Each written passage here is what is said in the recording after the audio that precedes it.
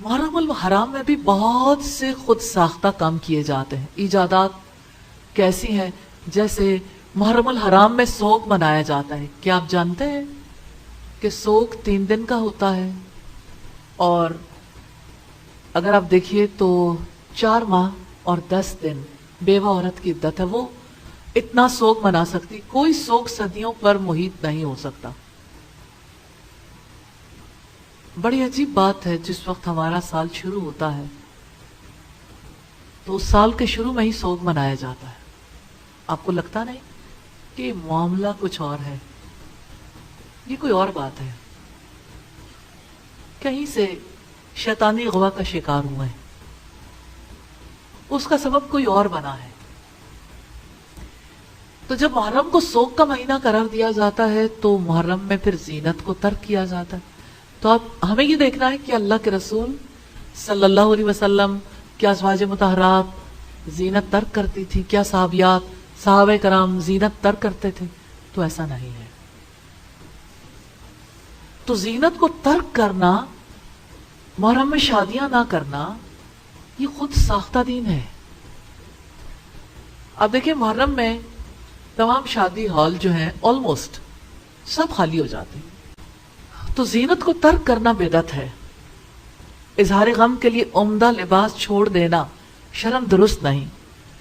ننگے سر، ننگے پاؤں اور ننگے بدن رہنا جاہلیت کی رسم ہے. نبی صلی اللہ علیہ وسلم کا فرمان سن کر لوگوں نے چادریں لی، اس کے بعد کبھی کوئی ایسی رسم نہیں کی. یہ ابن ماجہ کی روایت ہے 1485 نمبر پر. دوسری بدعت ہے مرثیہ خوانی. آپ دیکھیں ہمارے چینلز پر ساری سکیم بدل جاتی ہے جب محرم آتا ہے.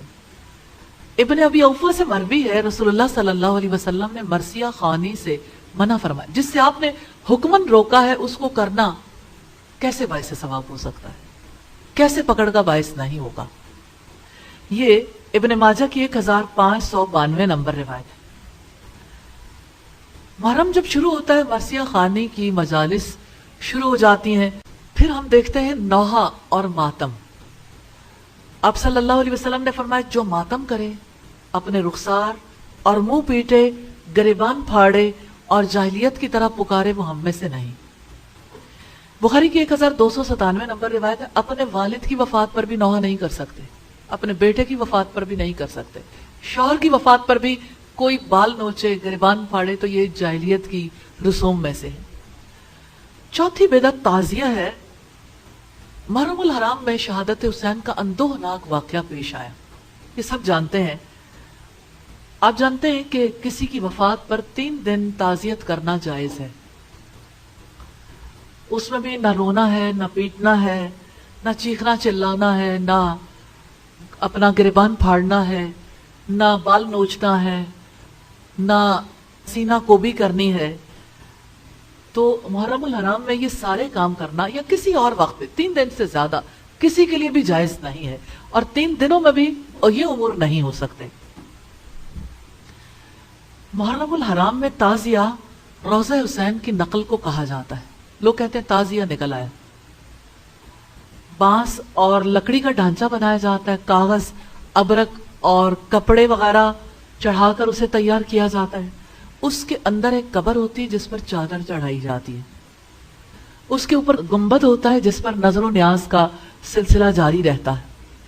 مرد اور عورتیں اس کے پاس تعظیماً کھڑے ہوتے ہیں، جھک کر سلام کرتے ہیں، سجدہ کرتے ہیں اور مرادیں مانگتے ہیں. وہیں پہ بہت ساری نظریں پوری کی جاتی ہیں یا نظر مانی جاتی ہے، منتیں مانی جاتی ہیں اور مرادیں مانگی جاتی ہیں. 10ویں محرم کو اسے گلیوں بازاروں میں پھرایا جاتا ہے، پھر اسے دفن کر دیا جاتا ہے. کبھی ایسا بھی ہوتا ہے کہ تبرکن اسے گھر میں رکھ لیں.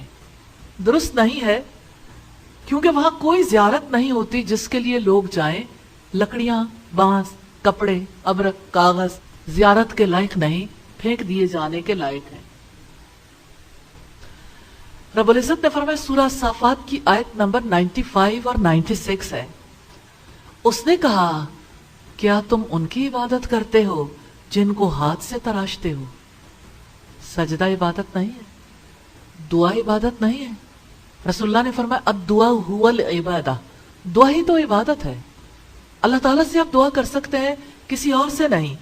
حالانکہ اللہ تعالیٰ نے تم پر حرام کر رکھا ہے مردار کو، خون کو، سور کے گوشت کو، اور اس چیز کو جسے اللہ کے ماں سوا پکارا جائے.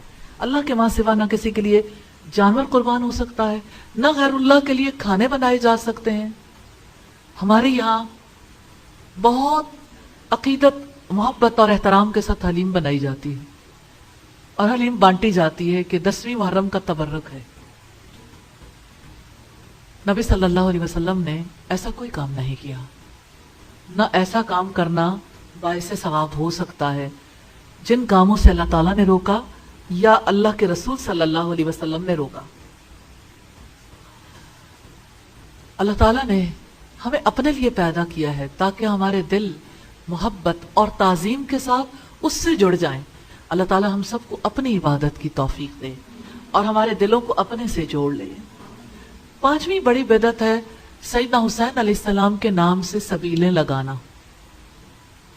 محرم کی سبیلیں کم نہیں جانتا، لگائی جاتی ہیں. محرم کی سبیلوں سے لوگ جب کچھ پیتے ہیں تو پلانے والے سمجھتے ہیں کہ اس کا ہمیں اجر ملے گا. کربلا کے میدان میں 3 دن تک بھوک پیاس برداشت کر کے شہادت کا رتبہ پانے والوں کی یاد میں ٹھنڈے مشروبات پیے اور پلائے جاتے ہیں، اور منوں کے حساب سے کھانے تقسیم کیے جاتے ہیں، اور شربت پلانے والے، کھانے کھلانے والے اپنے رب کی یاد سے غافل ہو جاتے ہیں. ان اوقات کو دیکھیے جن اوقات میں لوگ بڑی محبت اور احترام کے ساتھ ان سارے امور میں مصروف ہوتے ہیں، کس کو نماز کا ہوش رہتا ہے؟ کیا قدر مشترک ہے بھوک پیاس اور سبیلوں اور کھانوں میں. بھوک پیاس برداشت کی گئی، یقیناً یہ بڑا اندوہناک واقعہ تھا. ہم سب سیدنا حسین رضی اللہ تعالیٰ عنہ سے محبت رکھتے ہیں. نواز رسول کے ساتھ جو کچھ ہوا، یقیناً ان سارے واقعات سے دل کٹتا ہے.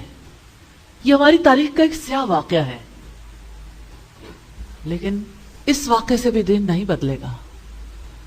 محرم الحرام کا مہینہ ہے، سیدنا عمر اسی مہینے میں شہید ہوئے. اس مہینے میں شہادت پانے والوں کی ایک طویل فہرست ہے. اگر جانے والوں کے اعزاز میں اسی طرح مہینے اور دن مقرر کیے جائیں تو سال کا کوئی دن خالی نہیں ہوگا. تو خوشی کس دن آئے گی؟ سال کے شروع میں ہی ایسی تقاریب منعقد کر کے پوری دنیا پر ہم کیسا تاثر دے رہے ہیں کہ ہم ایسے لوگ ہیں کہ اللہ تعالیٰ ہم پر انعام کرے تو ہم سینہ کو بھی کرتے ہیں. اللہ تعالیٰ ہم پر انعام کرے تو ہم سوگ مناتے ہیں. ری پروگرام کرنے کی ضرورت ہے اپنے برینز کو. اللہ تعالیٰ ہمیں توفیق دے. محرم الحرام میں کیے جانے والے وہ امور جو بدعت پر مبنی ہیں اور بہت بڑا گناہ ہے، ان میں سے ایک رسول اللہ کے اصحاب اور آپ کی ازواج کو گالیاں دینا بھی ہے. اور صحیح معنوں میں یہ سارے اعمال ہوتے ہیں. مرثیہ خانی کی مجالس میں صحابہ کرام کی حجب ہوتی ہے، تحقیر ہوتی ہے، اور ازواج مطہرات کو گالیاں دی جاتی ہیں. علامہ نووی شرح مسلم فرماتے ہیں صحابہ کرام کو گالی دینا حرام ہے. نبی صلی اللہ علیہ وسلم نے فرمایا جس نے میرے صحابہ کو گالی دی اس پر اللہ تعالیٰ، فرشتوں اور سب انسانوں کی لعنت ہے. 7واں وہ امر جو بدعت پر مبنی ہے، غیر اللہ کے نام پر نظر و نیاز دلانا. نبی صلی اللہ علیہ وسلم نے ارشاد فرمایا اللہ تعالیٰ کی نافرمانی کے کاموں میں نظر کو پورا مت کرو، ایسی نظر کو توڑ دینا ہی درست ہے. مسلم کی 4245 نمبر روایت ہے.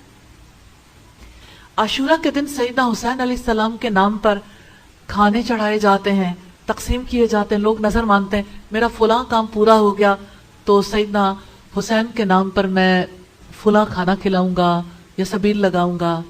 یہ تمام کام ناجائز اور حرام ہیں.